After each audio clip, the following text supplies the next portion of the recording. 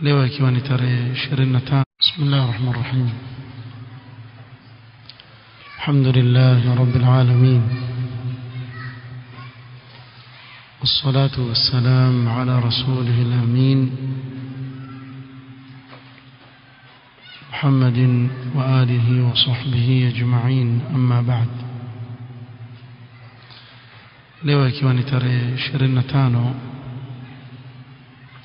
mwezi wa Safar mwaka 1444, katika darsa kitabu Ahadith al-Akhlaq لفضيلة الشيخ عبد الرزاق بن عبد المحسن البدر حفظه الله تعالى. tuendelea na mlango wa laysa almu'min bitta'an wal-la'an, na tutajaribu insha Allah taala leo kumalizia kilichobakia katika mlango huu ili tuingie insha Allah katika mlango unaofuata katika kikao kitakachokuja, islahu dhati al-bayn. قال حفظه الله: إن أمة الإسلام أهل هذا الدين الحنيف المبارك ليس شأنهم كالكفار أهل النار الذين شأنهم كما وصف الله: كلما دخلت أمة لعنت أختها. فليس هذا شأن أهل الإيمان. hakika umma wa Kiislamu, yani watu wa dini hii ya tauhid iliyobarikiwa, sio jambo lao kama makafiri, watu wa motoni ambao jambo lao ni kama alivyolitaja Allah subhanahu wa ta'ala: kullama dakhalat ummatun la'anat ukhtaha. Kila wanapoingia motoni kundi huwalaani wenzao, maana baina yao walaaniana. Hili ni jambo ambalo liko kwa kufaru, si kwa Waislamu. Falaysa hadha sha'nu ahli al-iman, ama watu wa iman la, hili si jambo lao. Bal sha'nuhum at-tarahum والتعاطف والتعاون على البر والتقوى. waumini jambo lao ni kuoneana huruma, kupendana, kusaidiana katika wema na uchamungu, kama qala Allah jalla wa ala: watawasaw bis-sabri watawasaw bil-marhama. na wakahusiana baina yao kusubiri na wakahusiana katika kuhurumiana. وقال صلى الله عليه وسلم: مثل المؤمنين في توادهم وتراحمهم وتعاطفهم مثل الجسد. Mtume صلى الله عليه وسلم akapiga mfano wa waumini katika kupendana kwao na kuoneana huruma. Mfano wao ni kama mfano wa kiwiliwili kimoja, mwili mmoja. idha ishtaka minhu udhun, kiungo kimoja kikiumwa, tadaa lahu sairul jasadi bisahari walhumma, mwili wote uliobakia utaona wakesha kwa yale maumivu na homa. Akawa mwili mzima hajisikii vizuri kwa sababu ya jino pekee yake la muuma, au mwili mzima haujisikii vizuri kwa sababu ya kidole pekee yake cha muuma. Huu ndio mfano wa mu'min kwa mu'min mwenzake, bimaana shida zake yeye pia kwake ni shida, furaha ya mu'min mwenzake yeye pia kwake ni furaha. ومن تخلق بتلك الأخلاق الذميمة لا يكون من أهل هذه الصفات الجميلة. na yote anayekuwa na zile tabia mbaya tulizozitaja za kulaani wenzake, kuwapiza wenzake, kuwaombea mabaya wenzake. Hawezi kuwa na hizi watu wa hizi katika watu wa hizi sifa nzuri hizo zilizotajwa na Mtume sallallahu alaihi wasallam.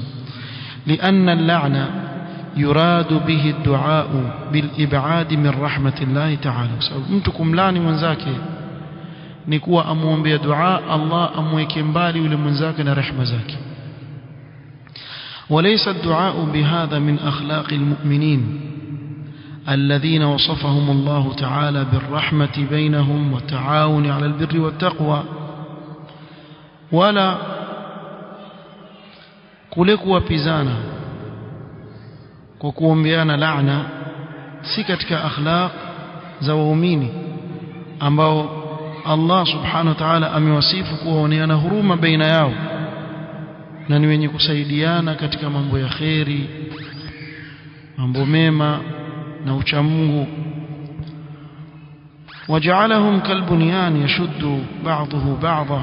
Mtume sallama katika sifa alizowasifu nazo waumini akawafanya ni kama jengo, imana jiwe moja hutia nguvu jingine yakasimama. wakal jasadil wahid, na mfano wao ni kama kiwiliwili kimoja. wa anna almu'mina yuhibbu li akhihi ma yuhibbu li nafsihi, mu'min ampendelea ndugu yake mu'min kile anachojipendelea nafsi yake katika khairi. faman daa ala akhihi bil la'nati وهي الإبعاد من رحمة الله تعالى فهو في نهاية المقاطعة والتدابر. yoyote anayemuombea ndugu yake Muislamu kulaaniwa, basi huyu na kulaaniwa tunajua sisi ni mtu kufukuzwa nje ya rehema za Allah subhanahu wa ta'ala. Mtu kama huyu amefika upeo wa kumkata ndugu yake, upeo wa kukatana na ndugu yake. na ndio maana Mtume sallallahu alaihi wasallam katika hadithi jana tuliyotaja sema la'nul mu'min ka qatlihi, kumlaani mu'min ni kama kumuua. maana wamuombea afukuzwe nje ya rehema za Allah subhanahu wa ta'ala. na tumeona huko nyuma kuwa Mtume sallallahu alaihi wasallam mpaka kufar alikuwa akiwaombea hidayah. kufar kif bil mu'minin. alipopewa habari kuhusu Daus, kabila la Daus kuwa limekataa kuamini, ud'u alayhim ya Rasulullah, hadha Dausi. huyu sahaba ni katika kabila Daus, asema waapizi ya Rasulullah.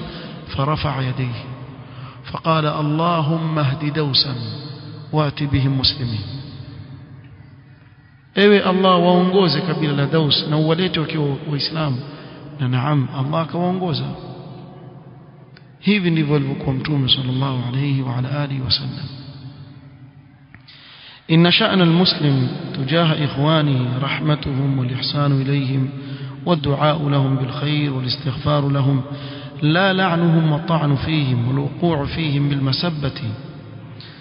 jambo la mu'min kwa ndugu zake ni kuwaonea huruma, kuwafanyia wema, kuombea dua ya khairi, kuombea istighfar, si kuwalaani na kuwasimanga na kuwatukana na kuwatusi. يقول الله تعالى لنبيه الكريم عليه الصلاة والسلام واستغفر لذنبك وللمؤمنين والمؤمنات. الله amemrisha mtume wake sallallahu alaihi wasallam, amwambia jiombee istighfar makosa yako na ya waumini wa kiume na wa kike. kwa hiyo amemwamrisha awaombee istighfar waumini, si kuwalaani. ويقول الله تعالى في شأن أهل الإيمان والذين جاءوا من بعدهم يقولون ربنا اغفر لنا ولإخواننا الذين سبقونا بالإيمان ولا تجعل في قلوبنا غلا للذين آمنوا ربنا إنك رؤوف رحيم. الله من الوصف ومين كواه سيما ربنا اغفر لنا ولإخواننا الذين سبقونا بالإيمان، وهم مغفرا لكم. وقد رتب الله جل وعلا أجورا عظيمة وأفضالا عميمة وخيرات كبيرة لمن يبذل لإخوانه المؤمنين الدعاء والاستغفار. الله سبحانه وتعالى ameweka ajiri kubwa sana na fadhaili nyingi sana kwa yule ambaye atawaombea ndugu zake waumini na kuombea istighfar. ولنتأمل في هذا ما رواه الطبراني بإسناد حسن. تزنغتيه حديثي أنا بكي الإمام الطبراني وإسناد حسن من حديث عبادة بن الصامت رضي الله عنه أن النبي صلى الله عليه وسلم قال اسكري زي فضل كوب وسانا ambao wengi katika watu waikosa. Man istaghfara lilmu'minina walmu'minat, yoyote anayewaombea istighfar waumini wa kiume na wa kike umuman, Allahumma ighfir lilmu'minina walmu'minat, mfano akasema hivi, kataba Allahu lahu bikulli mu'minin wa mu'minatin hasana, kwa kila mu'min kuanzia Adam alayhi salam mpaka leo wanaoishi waumini, Allah subhanahu wa ta'ala kwa kila mmoja kwa idadi ya wale waumini amwandikia jema. Si umeelewa? Si wale unaoona mbele yako peke yao, kuanzia Allah subhanahu wa ta'ala amuumbe Adam katika kizazi chake waumini katika watu na majini ambao wamemwamini Allah subhanahu wa ta'ala, wote walioko hai na ambao washafariki, kila mmoja waandikiwa jema moja. Ni mema mangapi wewe wayapata kwa kuwaombea waumini maghfira?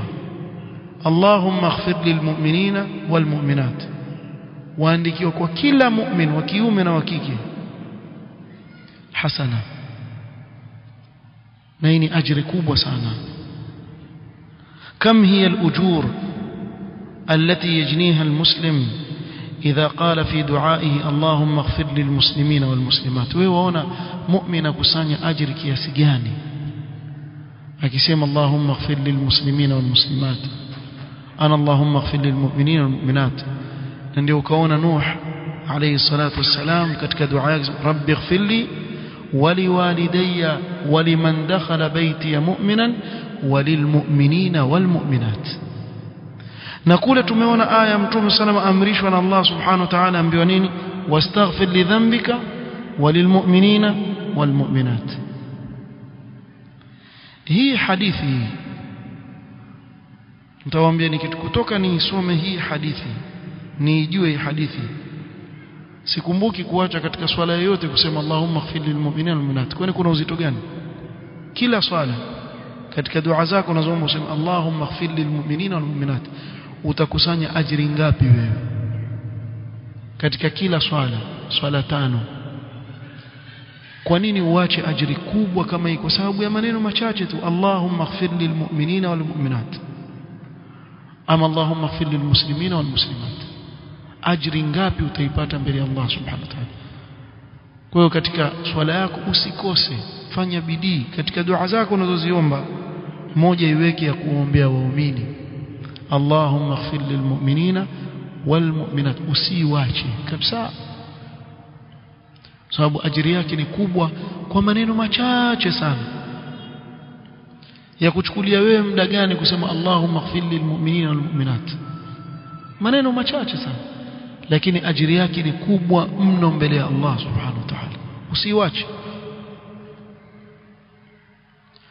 warawa ibn Abi Hatim, na hapa kuna kisa naomba tukizingatie makini sana, hasa sisi watu wa sunna ambao tujinasibisha na kufuata sunna ya Mtume sallallahu alaihi wasallam. hiki kisa muhimu sana hasa katika asri hii tunaoishi.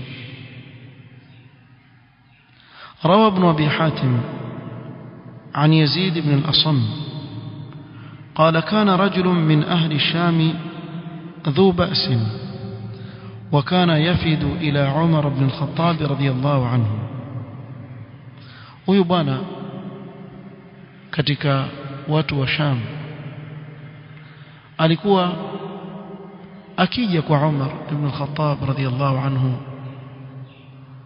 wakati wa khilafa ya Umar, kila baada ya muda yuaja, na ni katika waumini, yani katika Waislamu. mara kapita kipindi hivi Umar hamuoni yule bwana, fafaqadahu Umar akamkosa kipindi hamuoni. Faqala ma fa'ala fulan ibn fulan, kwani huyu bwana fulani ana nini? Kuna jambo gani limempata? Mbona hatumuoni muda mrefu? فقالوا يا أمير المؤمنين يتابع في هذا الشراب، يعني يشرب الخمر. يا أمير المؤمنين yule bwana amekuwa mlevi kweli kweli, si ulikuwa ukimwona hapa ni mtu wa khairi, jihad fi sabilillah na nini, خلاص yani amegeuka amekuwa mtu mwaji pombe mkubwa, tena yutabiu daima yeye anwa pombe, amekuwa mlevi yule bwana. Kwani mara ngapi sisi tushasikia kuhusu ndugu zetu fulani alikuwa na sisi katika salafiyin, watu wa sunna, mara ghafla amebadilika, amegeuka kuwa kadha wa kadha, afanya maasi fulani, amewachana na watu wa khairi, amejiweka mbali. Huwa tufanya nini sisi? Ama tufurahia tukijua kuwa ndugu zetu fulani wameteleza? La wallah. Na hivi ni wanavyodhania ahlul bid'ah min alhizbiyyin walkhurafiyyin. La wallah, ili jambo alifurahisha kabisa, la wafurahisha wao wapenda wakimuona mtu wa sunna amepinda. Muona, unsikia bana, wafurahi, sio wafanya tashmit. Hiki kisa ni ibra, tusikilize makini sana na sisi tuwe mfano wa vile walivyokuwa salaf.